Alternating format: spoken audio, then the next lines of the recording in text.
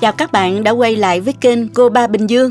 Hôm nay chúng ta sẽ cùng nhau làm một món ăn dân dã nhưng thơm nức, vị ngon tuyệt và rất đưa cơm. Cách làm nhanh và đơn giản. Từng miếng thịt ba rọi cắt nhỏ vừa ăn, áo đều sốt mắm ruốc, thơm lừng, vị mặn ngọt vừa vặn, cay nhẹ, kích thích vị giác mạnh. Món này mà ăn ngày 3 bữa liên tục vẫn thèm. Nhờ bảo quản được lâu hơn nên cũng rất tiện khi sử dụng những lúc ít đi chợ và thiếu nguyên liệu. Nào chúng ta cùng vào bếp ngay nha. Mời các bạn tham khảo thành phần nguyên liệu trên màn ảnh trước khi thực hiện. Bạn cũng có thể tham khảo phần nguyên liệu này cùng những dụng cụ nhà bếp quen thuộc mà mình hay sử dụng dưới phần mô tả của video này nha. Đầu tiên mình đập dập khoảng 8 tép tỏi. Mình băm nhỏ một phần như thế này. Phần còn lại này thì mình cắt lát ra ha. Và mình cắt củ hành tím ra để chút nữa mình xào chung với thịt cho thơm. Ớt này thì các bạn dùng 5 đến 6 trái nhỏ đập dập ra. Nếu thích cay nhiều thì mình có thể cắt nhỏ ra ha các bạn. Sả cay này thì mình dùng 5 tép to, đập dập cho nó ra tinh dầu. Bây giờ mình xắt rồi mình băm nhuyễn ra. Món này mình dùng nhiều sả mới ngon nha các bạn.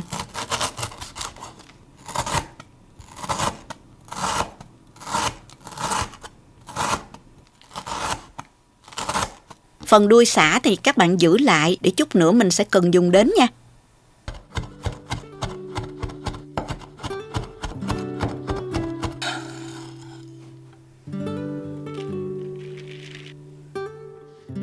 Phần thịt để xào mắm ruốc thì các bạn sử dụng thịt ba rọi hay còn gọi là thịt ba chỉ đó. Có phần mỡ nhiều một chút giúp thịt mềm và béo hơn khi ăn. Bạn nào không thích mỡ nhiều thì mình có thể sử dụng thịt nạc vai cũng rất là ngon nha. Thịt này mình đã rửa sạch, giờ thì mình sẽ đi trụng ha. Cho nước sôi vào trụng cho nhanh nè. Cho vào 1 muỗng cà phê muối. Cho thịt vào trụng khoảng 3 phút. Nhớ trở thịt trong lúc trụng nha các bạn. Bước trụng này sẽ giúp thịt được sạch thêm, đồng thời thịt định hình để lát nữa mình dễ cắt hơn đó các bạn. Bây giờ mình vớt thịt ra, chờ nguội một chút rồi mình cắt luôn nè.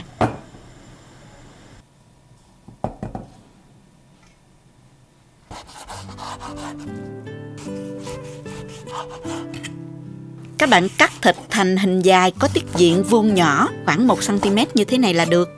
Đối với món này thì mình cắt nhỏ thịt sẽ dễ thấm sốt mắm ruốc hơn vì thời gian xào thịt rất là nhanh đó các bạn.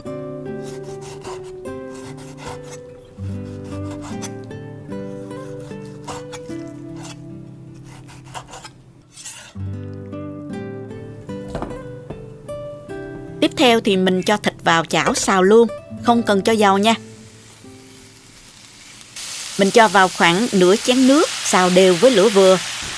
Mình cho nước vào cho thịt chín trước khi ra mỡ. Như vậy giúp thịt mềm hơn và không bị khô.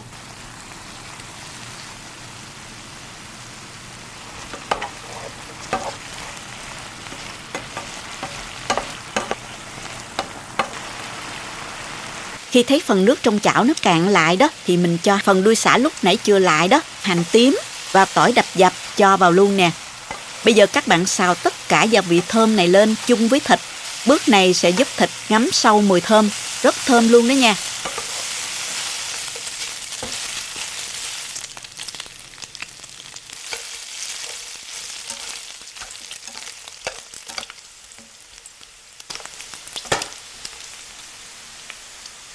Mình xào cho đến khi thịt từ từ ra mỡ và vàng xém cạnh như thế này là được rồi.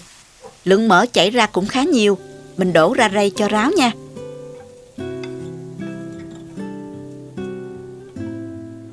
Rồi mình dùng lại cái chảo này luôn.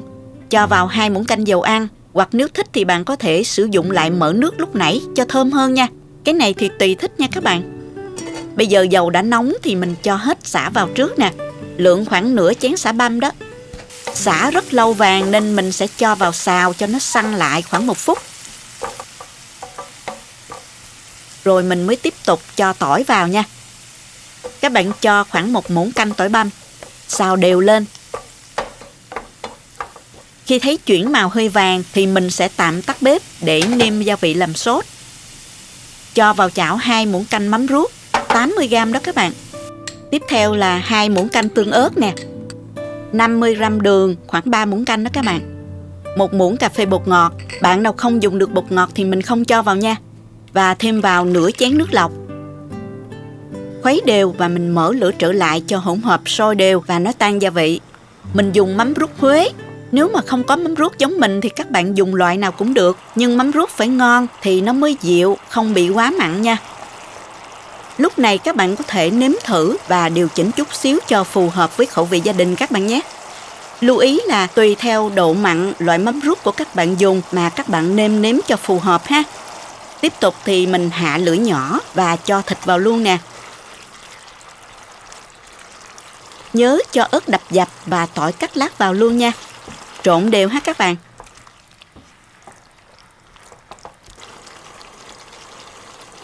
Xào tất cả lên.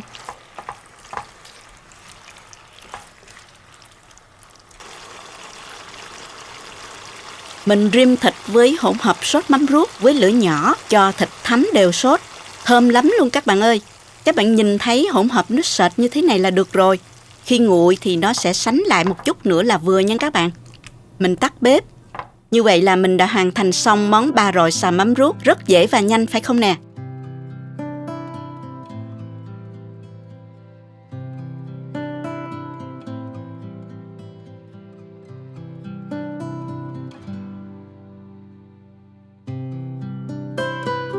Thịt ba rọi với phần mỡ hơi giòn, thấm và thơm lừng mùi mắm ruốc đặc trưng, hòa quyện với mùi thơm của sả, của tỏi, cay nhẹ của ớt nữa, rất là bắt cơm đó nha. Vị mặn đậm đà vừa phải lắm các bạn. Có thể ăn kèm với dưa leo hoặc một ít rau thơm nữa càng ngon. Món này chỉ cần ăn với cơm trắng thôi cũng ngon tuyệt luôn. Mình dùng cơm thôi các bạn ơi. Mình thấy ưu điểm của cách làm sốt mắm ruốc trước khi cho thịt vào sẽ dễ điều chỉnh được lượng gia vị khi nêm nếm, giúp cho các bạn nào không quen nấu ăn vẫn có thể dễ dàng làm món mắm ruốc xào thật ngon cho gia đình. Đồng thời rất dễ dàng khi chúng ta xào với số lượng nhiều mà vẫn ngon và chuẩn vị các bạn nhé. Món này bảo quản ăn dần được rất lâu, bảo quản ở nhiệt độ phòng khoảng được 3 đến 4 ngày, bảo quản trong tủ lạnh được 2 tuần là an toàn đó các bạn. Rất tiện phải không nè? Chúc các bạn làm món ba rọi xào mắm ruốc thật ngon cho bữa ăn gia đình. Nếu thích nhớ like và chia sẻ cho bạn bè cùng xem và bấm đăng ký để xem những video mới nhất của mình. Các bạn cũng có thể truy cập website cobabinhdương.com để xem dưới dạng bài viết. Cảm ơn các bạn đã xem video. Xin chào và hẹn gặp lại các bạn ở video sau nha.